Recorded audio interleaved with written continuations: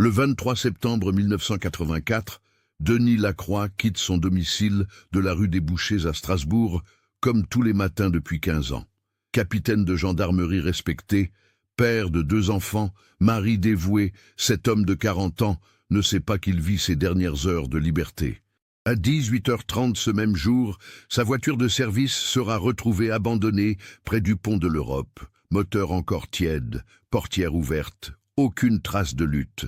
Denis Lacroix s'est volatilisé. 22 ans plus tard, en 2006, des ouvriers découvriront dans les murs de l'ancienne gendarmerie un fichier codé qui révélera enfin la vérité sur cette disparition. Une vérité si explosive qu'elle ébranlerait la confiance du public dans les forces de l'ordre pendant des années. Avant de poursuivre cette histoire troublante, si vous appréciez les enquêtes mystérieuses réelles comme celle-ci, abonnez-vous à la chaîne et activez les notifications pour ne manquer aucun nouveau cas. Et dites-nous en commentaire de quel pays et quelle ville vous nous regardez. Nous sommes curieux de savoir où notre communauté est dispersée à travers le monde. Maintenant, découvrons comment tout a commencé. Strasbourg, en 1984, était une ville en pleine transformation. Située à la frontière franco-allemande, cette métropole de 400 000 habitants vivait une époque charnière entre la réconciliation européenne et les derniers soubresauts de la guerre froide. Le Conseil de l'Europe siégeait dans ses murs depuis 1949 et la ville s'apprêtait à accueillir le Parlement européen dans son nouveau bâtiment inauguré quelques mois plus tôt.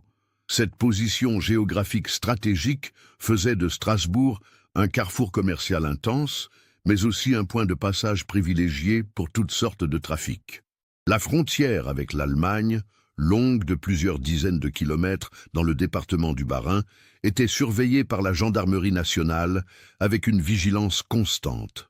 Les contrôles douaniers, encore rigoureux malgré les premiers accords européens, nécessitaient une coordination permanente entre les forces françaises et allemandes. C'est dans ce contexte que Denis Lacroix avait construit sa carrière. Né le 15 mars 1944 à Nancy, fils d'un employé des chemins de fer et d'une institutrice, il avait choisi la gendarmerie par vocation plutôt que par défaut.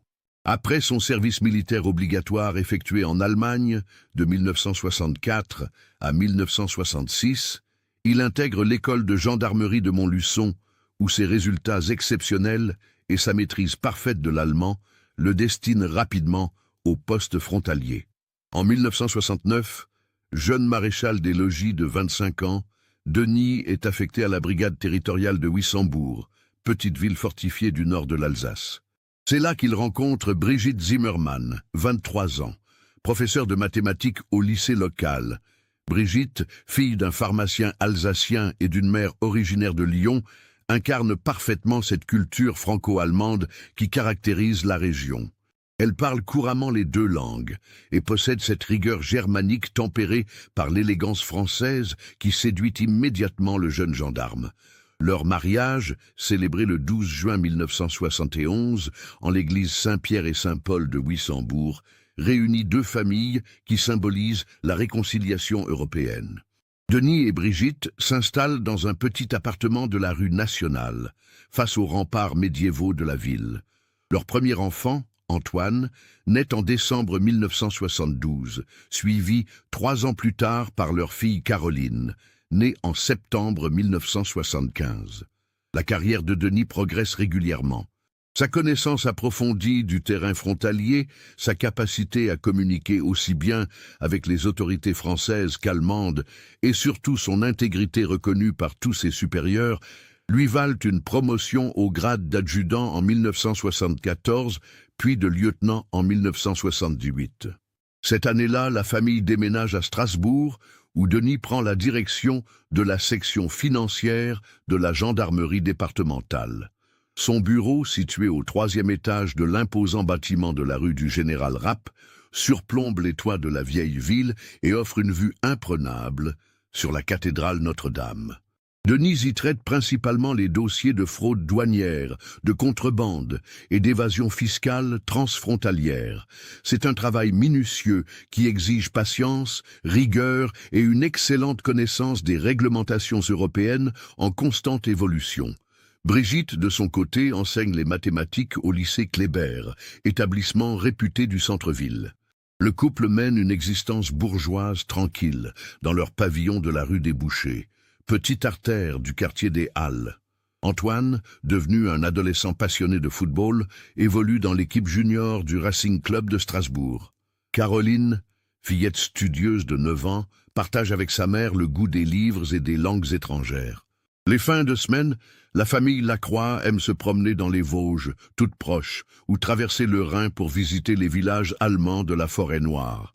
Denis entretient des relations cordiales avec ses homologues allemands de l'autre côté de la frontière, et ses échanges informels se révèlent souvent plus productifs que les réunions officielles pour coordonner la lutte contre les trafics transfrontaliers.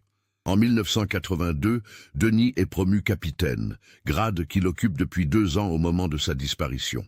Ses collègues le décrivent comme un homme méticuleux, discret, d'une honnêteté irréprochable. Il n'a jamais fait l'objet de la moindre sanction disciplinaire et jouit de l'estime unanime de sa hiérarchie. Son supérieur direct, le lieutenant-colonel Henri Bertrand, le considère comme l'un de ses meilleurs éléments et envisage de le proposer pour une promotion au grade de commandant en 1985. Pourtant, au cours de l'été 1984, plusieurs personnes remarquent des changements subtils dans le comportement de Denis. Brigitte est la première à s'en inquiéter. Son mari, habituellement expansif et bavard à la maison, devient progressivement plus taciturne. Il passe de longues soirées enfermé dans son bureau personnel, compulsant des dossiers qu'il ramène de la gendarmerie, malgré les règlements qui l'interdisent formellement. Il semblait préoccupé par quelque chose qu'il ne pouvait pas partager, témoignera plus tard Brigitte. Quand je lui demandais ce qui le tracassait, il répondait invariablement que ce n'était rien d'important, juste des dossiers complexes qui lui donnaient du fil à retordre. Mais je le connaissais depuis 15 ans. Ce n'était pas son genre de ramener ses soucis professionnels à la maison. L'adjudant-chef Marcel Fontaine, bras droit de Denis depuis 6 ans, confirme cette transformation progressive.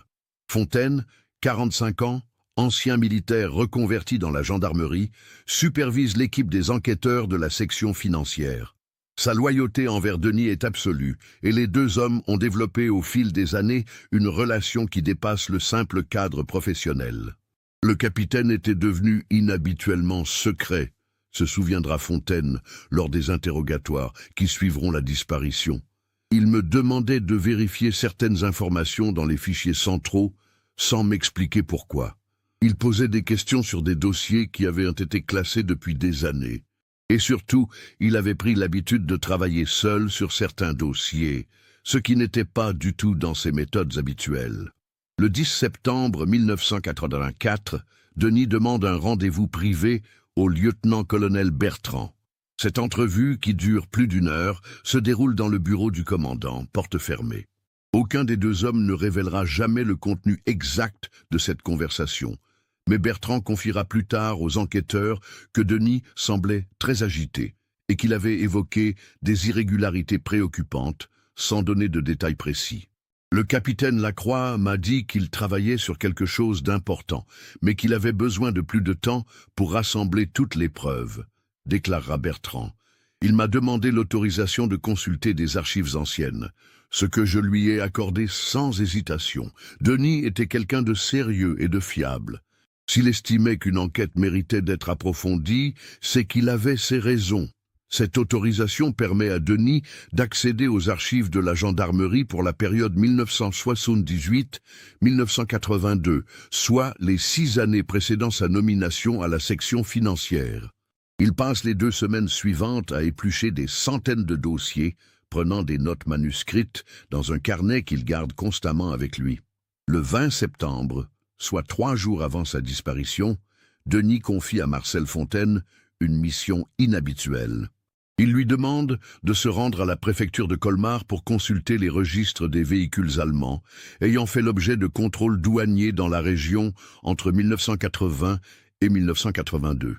Cette démarche, bien que parfaitement légale, sort du cadre habituel des enquêtes en cours. Il m'a dit que c'était pour vérifier quelque chose en rapport avec un ancien dossier, témoignera Fontaine. Mais quand je lui ai demandé de quel dossier il s'agissait exactement, il a été évasif. Il m'a juste dit que je comprendrais plus tard et qu'il fallait que je lui fasse confiance. Fontaine effectue cette mission le 21 septembre et rapporte les informations demandées dans un rapport de 3 pages qu'il remet à Denis le lendemain matin. Le capitaine lit attentivement ce document, prend quelques notes supplémentaires, puis range le tout dans un classeur qu'il verrouille dans son coffre-fort personnel. Le samedi 22 septembre 1984, Denis passe une journée apparemment normale en famille. La matinée est consacrée aux courses au marché des Bateliers, tradition hebdomadaire des Lacroix depuis leur installation à Strasbourg.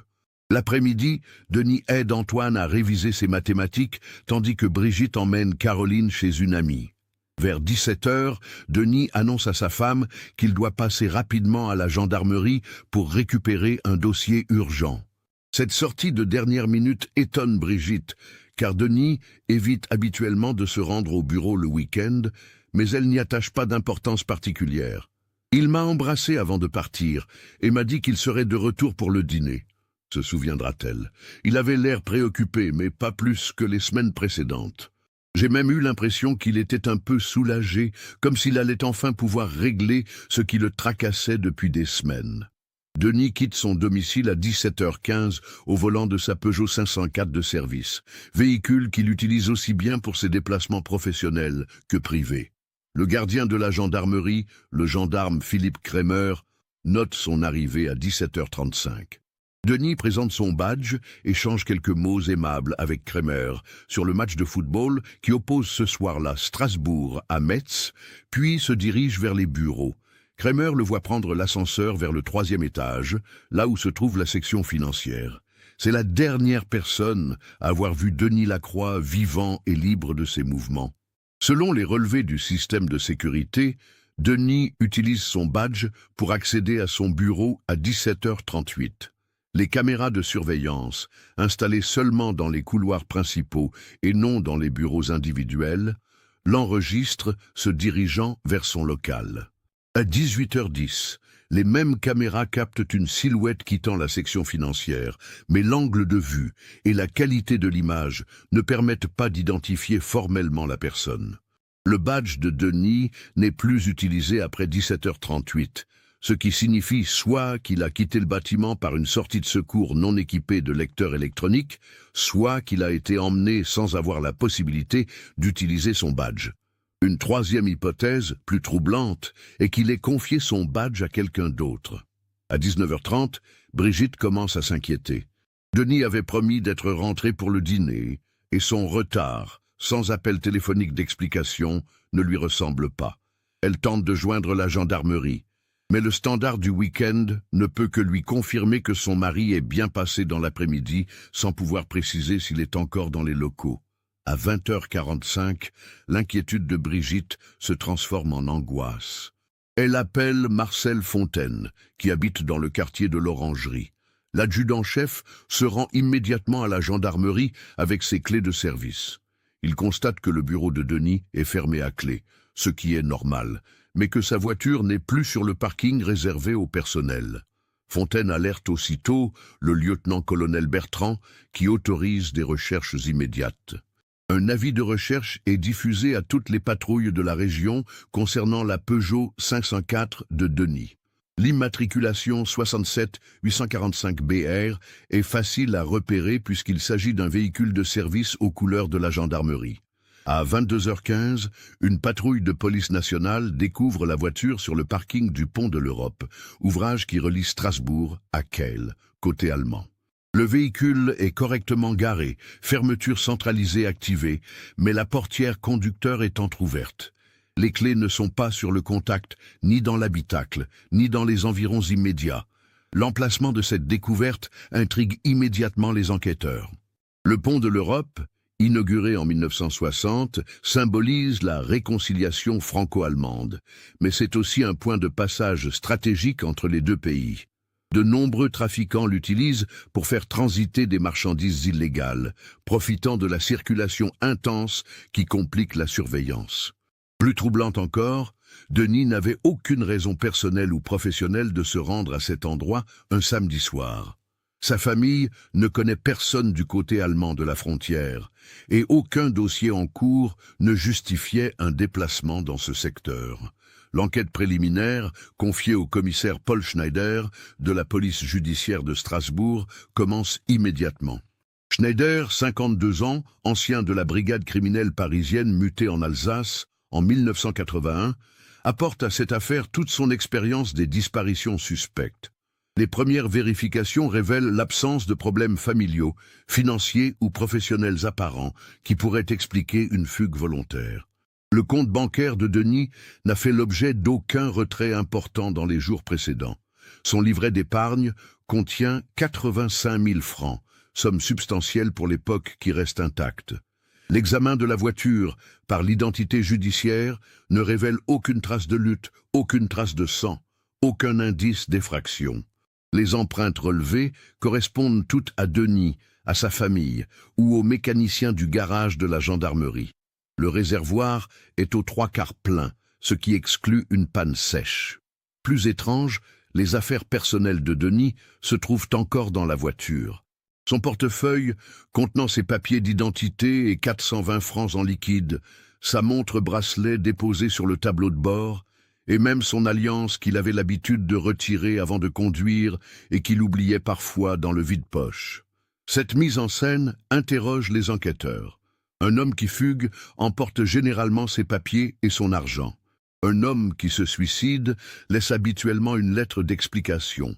Un homme qui est victime d'un enlèvement ne prend pas le temps de déposer soigneusement ses affaires dans sa voiture.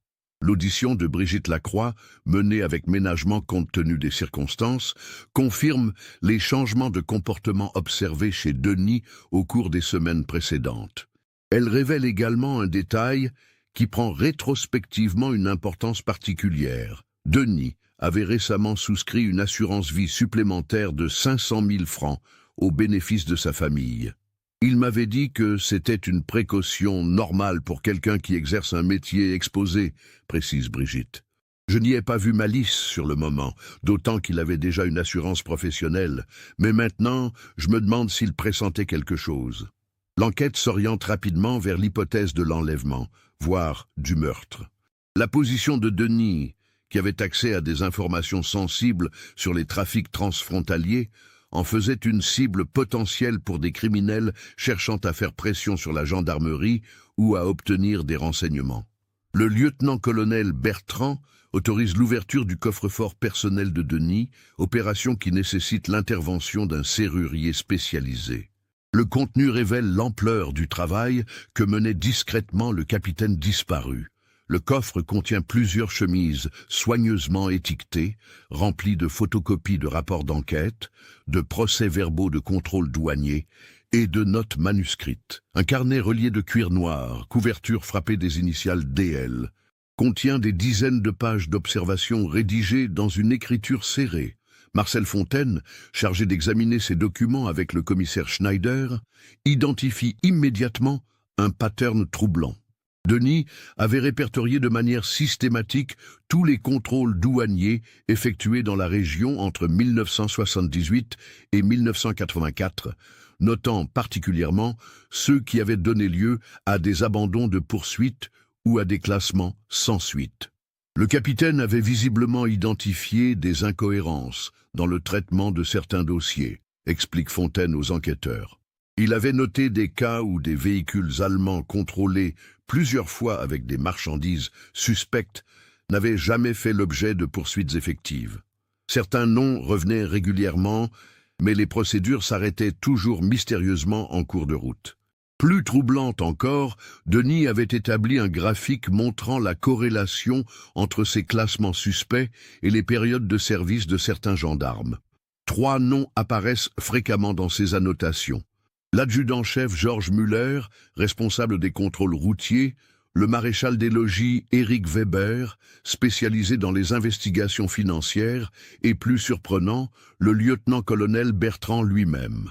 Ces révélations plongent l'enquête dans une dimension nouvelle et particulièrement délicate. La possibilité qu'un réseau de corruption existe au sein même de la gendarmerie explique pourquoi Denis avait mené ses recherches dans le plus grand secret et pourquoi il semblait si préoccupé dans les semaines précédant sa disparition. Le commissaire Schneider prend la décision de saisir immédiatement l'inspection générale de la gendarmerie nationale, IGGN, organisme indépendant chargé de lutter contre la corruption dans l'institution. Cette saisine, exceptionnelle dans le cadre d'une enquête pour disparition, témoigne de la gravité des soupçons qui pèsent désormais sur l'entourage professionnel de Denis. Le colonel François Dubois, délégué par l'IGGN, arrive à Strasbourg le 25 septembre avec une équipe de 6 enquêteurs spécialisés. Dubois, 48 ans, ancien de la sécurité militaire, reconverti dans l'inspection interne, apporte à cette affaire une expertise particulière des affaires de corruption transfrontalière.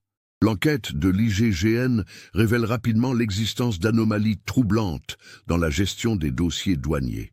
Entre 1978 et 1984, plus de 60 procédures pour contrebande ou fraude fiscale ont été classées sans suite dans des conditions qui soulèvent des questions légitimes. L'adjudant-chef Georges Muller, 51 ans, en poste à Strasbourg depuis 1976, fait l'objet d'une surveillance discrète. Les enquêteurs découvrent qu'il possède une propriété dans les Vosges d'une valeur largement supérieure à ses revenus officiels. Son train de vie, son véhicule personnel haut de gamme et les fréquents voyages de sa famille ne correspondent pas au budget d'un sous-officier de gendarmerie. Le maréchal des logis Éric Weber, 38 ans, présente également des signes extérieurs de richesse inexpliqués. Son compte bancaire fait l'objet de virements réguliers en provenance d'un compte suisse, virements qu'il justifie par un héritage familial dont les enquêteurs ne trouvent aucune trace dans les registres notariaux. Plus délicat, l'examen des finances du lieutenant-colonel Bertrand révèle des placements financiers importants effectués ces dernières années. Bertrand possède un portefeuille d'actions d'une valeur de plus de 2 millions de francs, constitué progressivement depuis 1980. Il justifie ses investissements par les gains de son épouse à la loterie nationale, explication que les vérifications ne permettent pas de confirmer totalement. Parallèlement à ces investigations financières, l'IGGN reconstitue méticuleusement les dernières semaines de Denis. L'analyse de son travail révèle qu'il avait identifié un système de corruption sophistiqué impliquant plusieurs niveaux hiérarchiques de la gendarmerie. Le mécanisme était relativement simple mais efficace. Certains contrôleurs routiers signalaient discrètement aux trafiquants les dates et lieux des contrôles programmés. En échange, ils recevaient un pourcentage sur les bénéfices des opérations de contrebande. Quand des véhicules étaient malgré tout interceptés, les dossiers étaient orientés vers des enquêteurs complices qui s'arrangeaient pour faire traîner les procédures jusqu'à ce qu'elles soient prescrites ou classées pour vice de forme. Denis avait apparemment découvert ce système en analysant les statistiques de contrôle. Son esprit méticuleux lui avait permis d'identifier des patterns que d'autres auraient pu attribuer au hasard ou à l'incompétence. Mais en creusant plus profond, il avait réalisé que ces hasards étaient trop systématiques pour être fortuits. L'enquête de l'IGGN établit que Denis avait commencé ses investigations personnelles dès le mois de juin 1984, soit 3 mois avant sa disparition. Il avait procédé avec une prudence extrême, conscient que ses soupçons impliquaient ses propres collègues et supérieurs. Sa démarche auprès du lieutenant-colonel Bertrand le 10 septembre prenait désormais un sens particulier. Denis testait probablement la réaction de son supérieur pour déterminer s'il était impliqué dans le système de corruption. La réaction de Bertrand à cette entrevue devient elle-même suspecte. Plutôt que d'alerter immédiatement l'IGGN ou la justice, il avait autorisé Denis à poursuivre ses recherches en solo. Cette décision pouvait relever de la confiance dans les capacités de son subordonné, mais elle pouvait aussi témoigner d'une volonté de contrôler l'enquête et d'en limiter la portée. Le 3 octobre 1984, soit 10 jours après la disparition de Denis, les enquêteurs de l'IGGN découvrent un élément crucial. L'analyse des communications téléphoniques du bureau de Denis révèle qu'il avait contacté, le 21 septembre, le bureau de procureur de la République de Strasbourg. Cet appel, d'une durée de 15 minutes, avait abouti à la programmation d'un rendez-vous pour le lundi 24 septembre, soit le lendemain de sa disparition. Le substitut du procureur Jean-Claude Hoffmann confirme ce rendez-vous.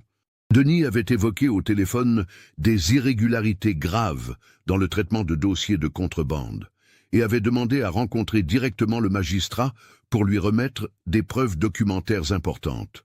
Hoffmann avait accepté de le recevoir le lundi matin à 9 h dans son bureau du palais de justice. Cette révélation transforme complètement la perception de la disparition. Denis ne s'apprêtait pas seulement à révéler ses découvertes à sa hiérarchie, mais à saisir directement la justice. Pour les membres du réseau de corruption qu'il avait identifié, ce rendez-vous représentait une menace existentielle. L'enquête se concentre désormais sur la période comprise entre 17h38, heure du dernier passage de Denis dans son bureau, et 22h15, heure de la découverte de sa voiture abandonnée. Ces 4h30 constituent la fenêtre temporelle pendant laquelle le capitaine a disparu. L'examen minutieux du bureau de Denis révèle plusieurs anomalies. Son ordinateur a été allumé et éteint entre 18h45 et 19h30, soit bien après son dernier passage enregistré par le système de sécurité. Les traces d'utilisation montrent que plusieurs fichiers ont été consultés et que certains documents ont été supprimés.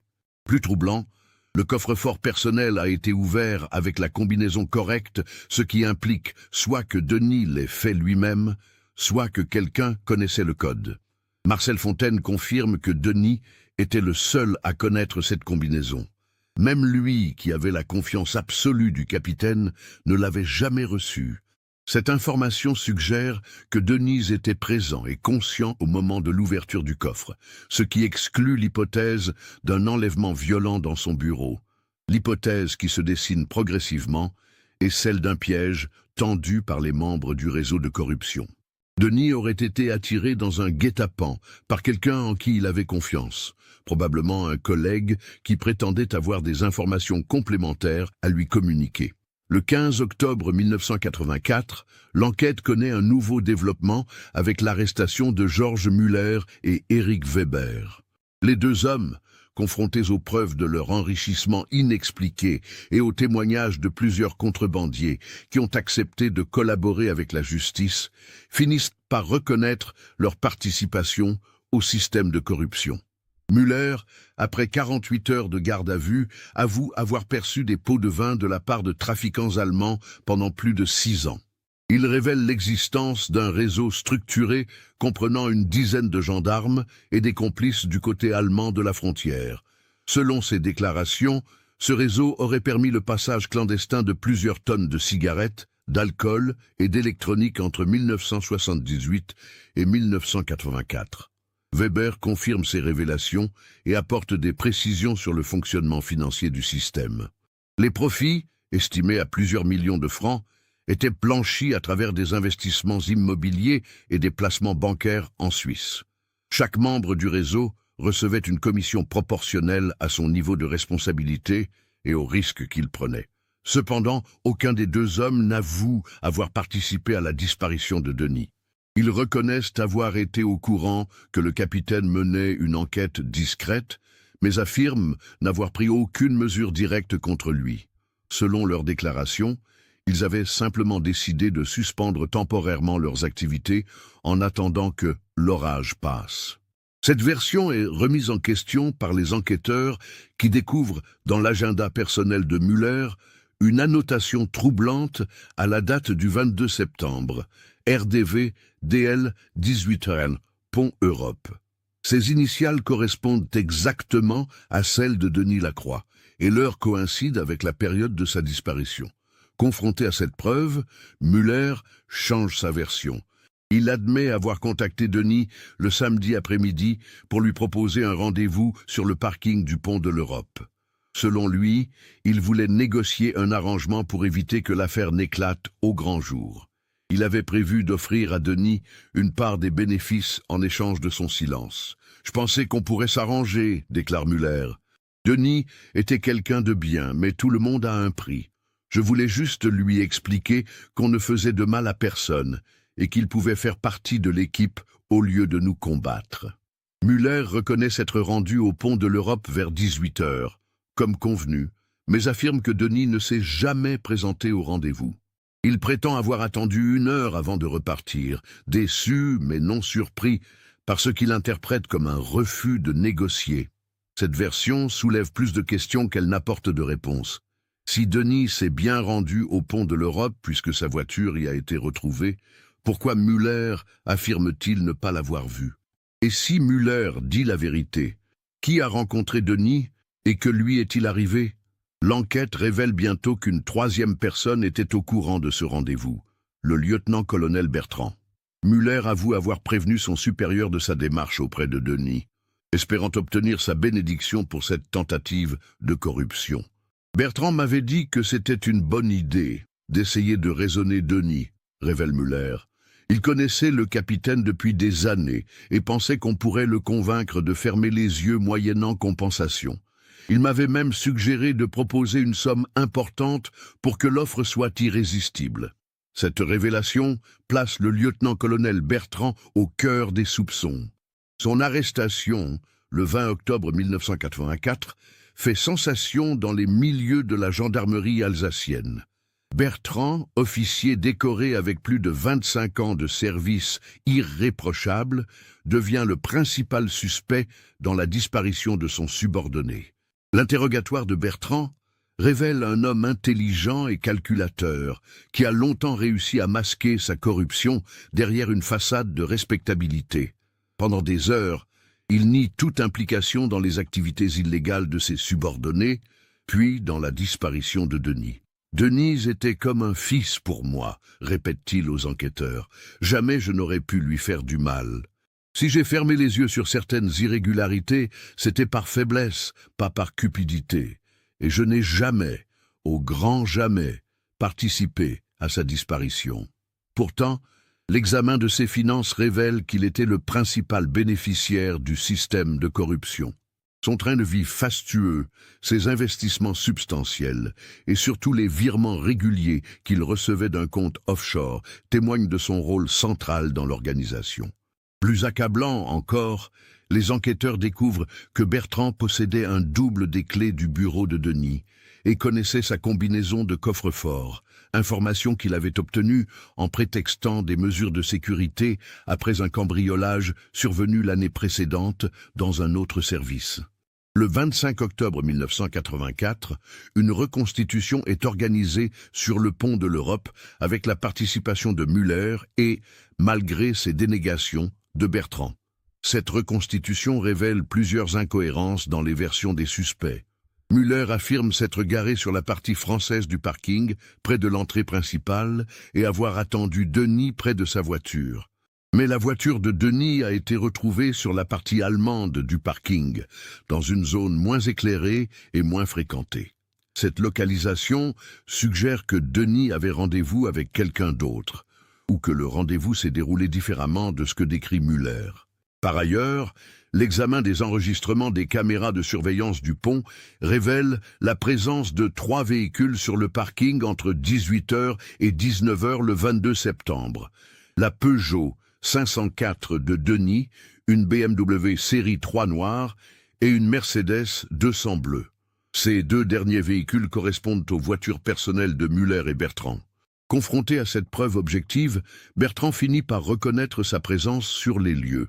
Il modifie sa version en admettant s'être rendu au pont de l'Europe, non pas pour participer à une tentative de corruption, mais pour raisonner Denis et éviter un scandale qui aurait détruit la réputation de la gendarmerie. Selon cette nouvelle version, Bertrand aurait retrouvé Denis et Muller sur le parking vers 18h15. Une discussion houleuse aurait éclaté quand Denis a rejeté catégoriquement toute proposition d'arrangement. Le capitaine aurait menacé de révéler non seulement l'existence du réseau de corruption, mais aussi les noms de tous les impliqués, y compris Bertrand lui-même.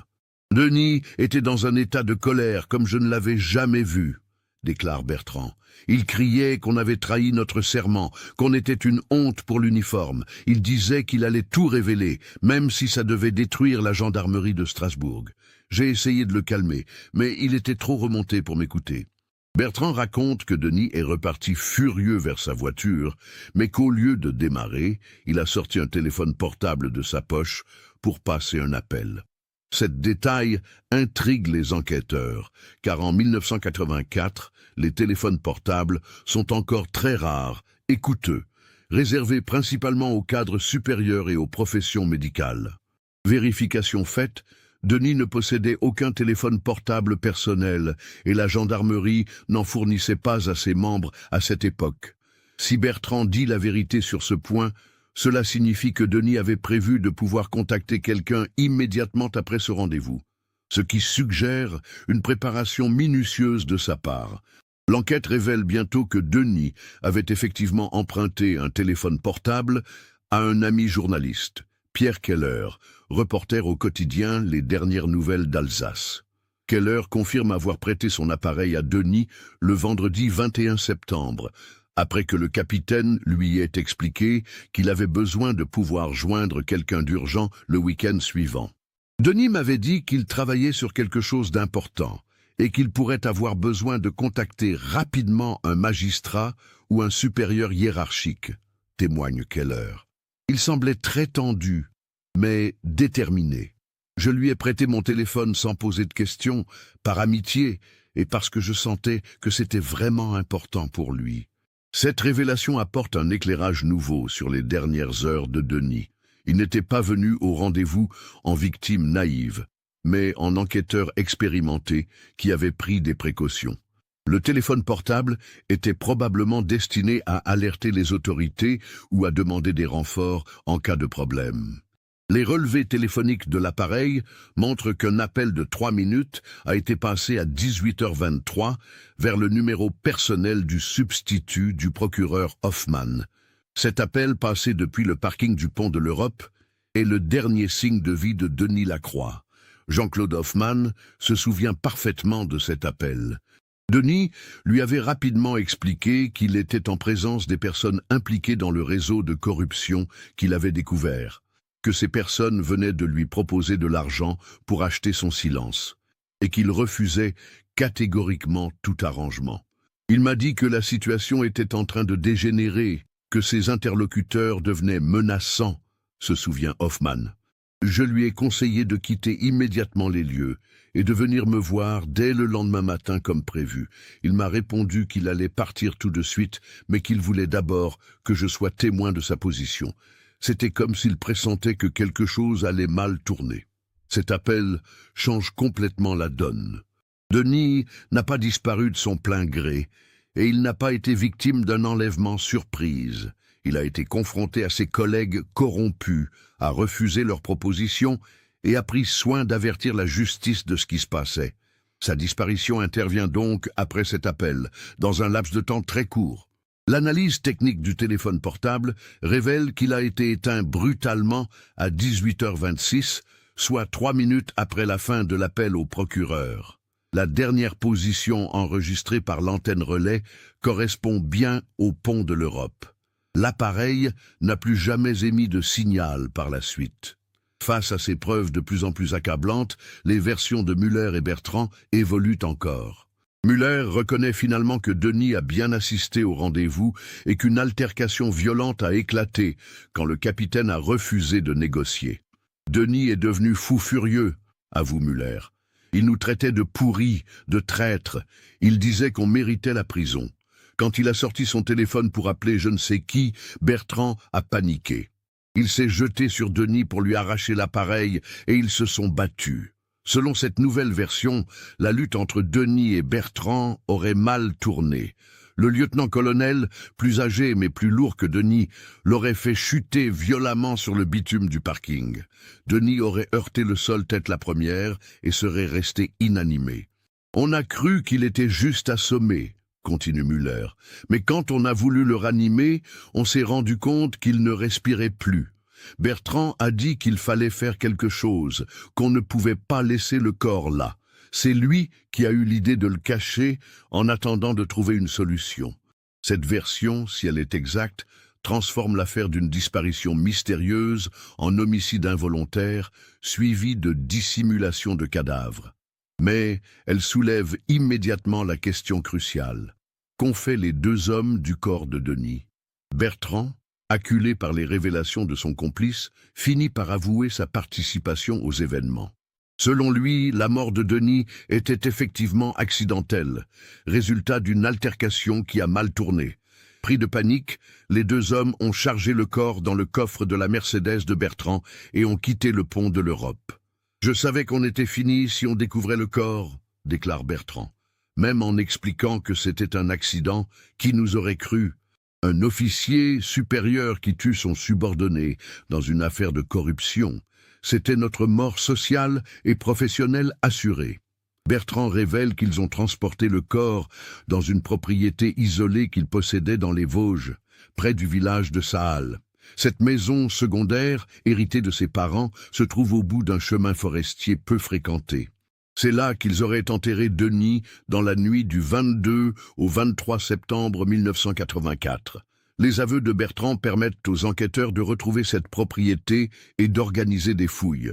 Le 3 novembre 1984, soit 6 semaines après la disparition, les restes de Denis Lacroix sont effectivement découverts dans le jardin de la maison, enterrés sous un petit abri de jardin que Bertrand avait fait construire quelques jours après les faits pour dissimuler la tombe.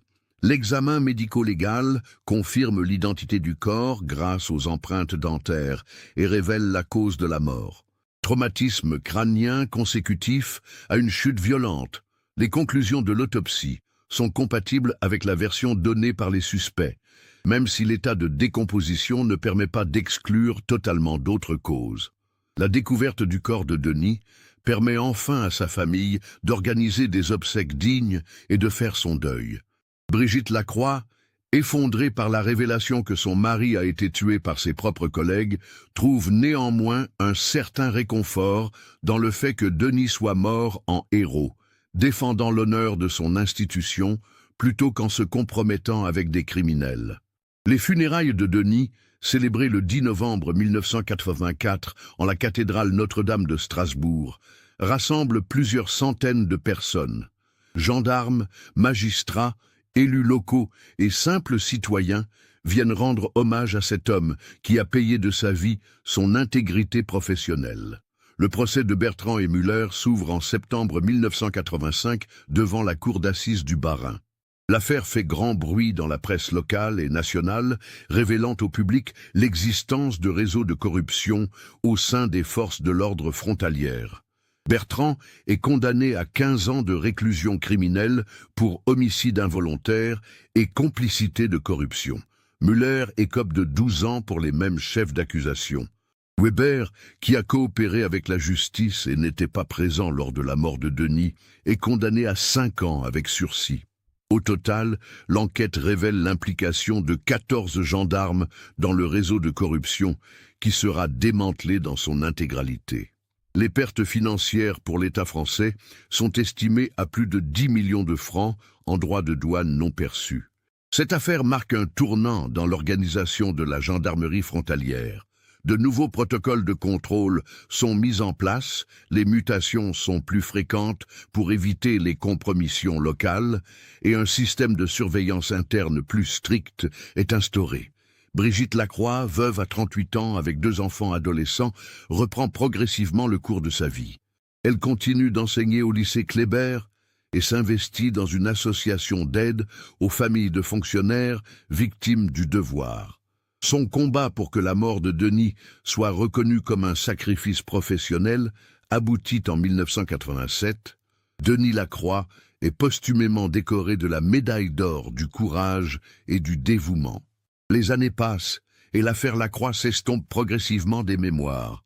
Antoine devient ingénieur et s'installe à Lyon. Caroline suit des études de droit et devient avocate à Strasbourg. La famille reconstruit sa vie autour du souvenir d'un père et mari qui a choisi l'honneur plutôt que la facilité. En 1995, Brigitte accepte de se remarier avec Jean-Marc Kohler, professeur de physique qu'elle a rencontré dans le cadre de son travail. Cette nouvelle union, discrète et tardive, lui apporte enfin la paix sentimentale qu'elle avait perdue 11 ans plus tôt. Bertrand et Müller sont libérés respectivement en 1998 et 1994 pour bonne conduite. Tous deux tentent de refaire leur vie loin d'Alsace. Bertrand s'installe dans le Midi où il travaille comme agent de sécurité dans un supermarché. Müller émigre en Belgique où il trouve un emploi d'ouvrier dans une usine automobile. Ni l'un ni l'autre ne revient jamais à Strasbourg. L'ancien bâtiment de la gendarmerie de la rue du Général Rapp, devenu trop vétuste, est démoli en 2003 pour faire place à un immeuble de bureaux moderne. Les services de gendarmerie déménagent dans une caserne neuve construite dans la banlieue strasbourgeoise, dotée des dernières technologies de sécurité et de surveillance. C'est durant ces travaux de démolition qu'un événement inattendu va relancer l'intérêt pour l'affaire Lacroix, 22 ans après la disparition du capitaine. Le 15 mars 2006, les ouvriers chargés de la démolition du 3e étage découvrent, dans une cloison du bureau qu'occupait autrefois Denis, une cavité artificielle soigneusement dissimulée. Cette cache, invisible de l'extérieur, contient plusieurs éléments que les enquêteurs de 1984 n'avaient jamais trouvés.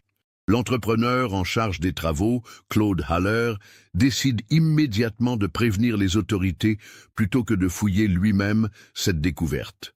Son expérience dans la rénovation de bâtiments publics lui a appris que ce genre de trouvailles peut avoir une importance historique ou judiciaire. Le commissaire Marie-France Dubois, successeur de Paul Schneider à la tête de la police judiciaire de Strasbourg, se rend sur place avec une équipe de techniciens. La cavité, créée en perçant un mur porteur puis camouflée par un faux panneau de bois, révèle l'existence d'archives personnelles que Denis avait manifestement voulu protéger. Le contenu de cette cache dépasse toutes les attentes des enquêteurs. Denis y avait dissimulé des copies de documents officiels, des enregistrements audio sur cassette et surtout un fichier informatique sur disquette 5,1/4 pouces, format obsolète en 2006, mais courant dans les années 1980.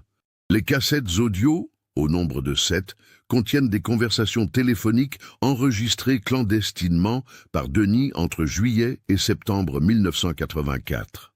Ces enregistrements, d'une qualité remarquable pour l'époque, révèlent l'existence d'un réseau de corruption bien plus vaste que ce qui avait été découvert lors de l'enquête originale. On y entend Bertrand coordonner les activités illégales avec des correspondants allemands, organiser le blanchiment d'argent via des banques suisses et surtout planifier des opérations de contrebande d'armes de guerre en provenance d'Europe de l'Est. Cette dernière activité, particulièrement grave, n'avait jamais été suspectée par les enquêteurs de 1984.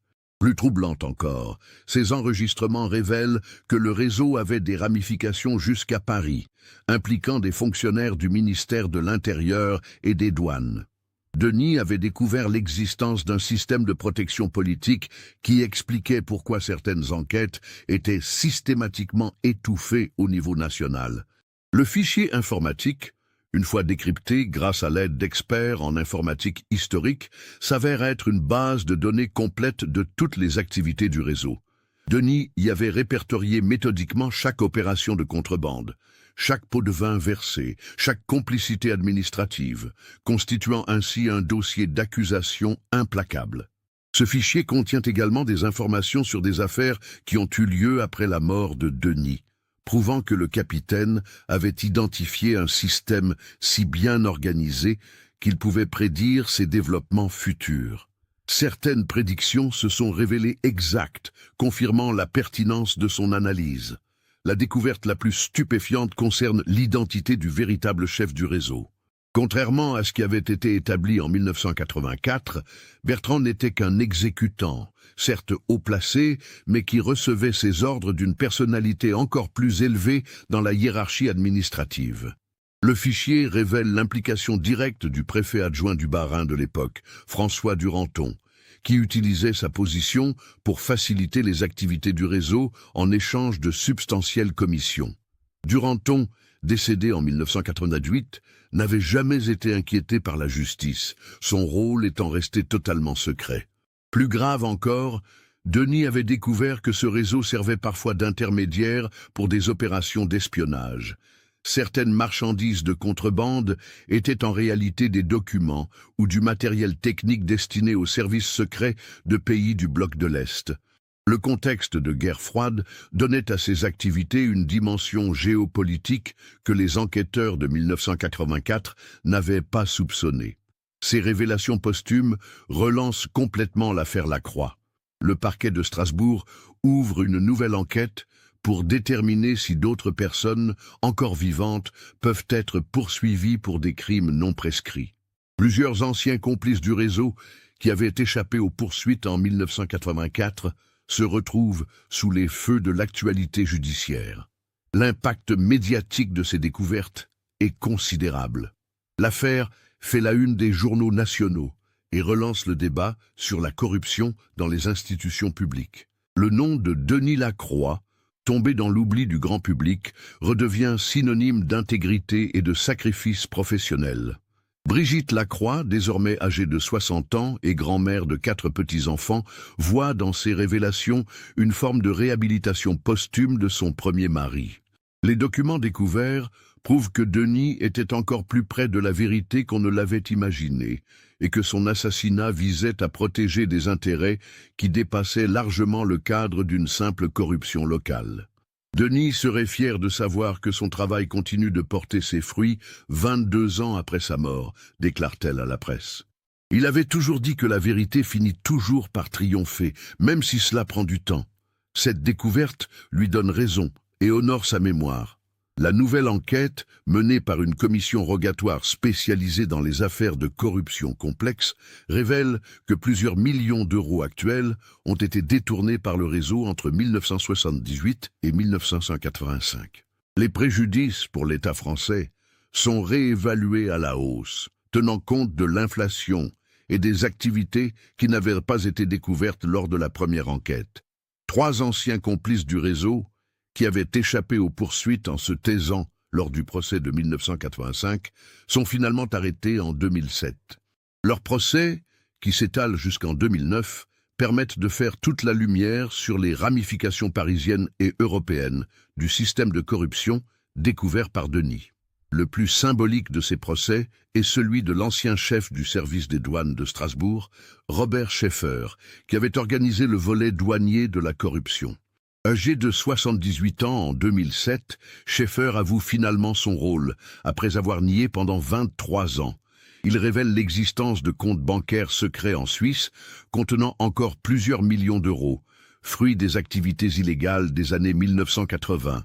Ces fonds, récupérés par la justice française grâce à la coopération des autorités suisses, sont utilisés pour indemniser l'État et financer un fonds d'aide aux familles de fonctionnaires victimes du devoir. Brigitte Lacroix est associée à la gestion de ce fonds, donnant ainsi un sens concret au sacrifice de son mari. En 2010, soit 26 ans après sa mort, Denis Lacroix fait l'objet d'un hommage national exceptionnel.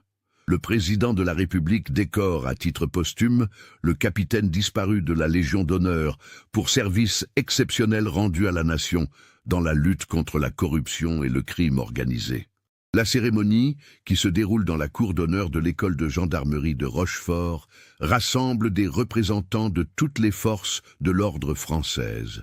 Antoine et Caroline Lacroix reçoivent la décoration au nom de leur père, en présence de leur mère et de leurs propres enfants. Le discours du ministre de l'Intérieur souligne l'exemplarité du parcours de Denis Lacroix. Cet homme a choisi de mourir debout plutôt que de vivre à genoux. Son sacrifice nous rappelle que l'intégrité n'a pas de prix et que certaines valeurs méritent qu'on leur consacre sa vie.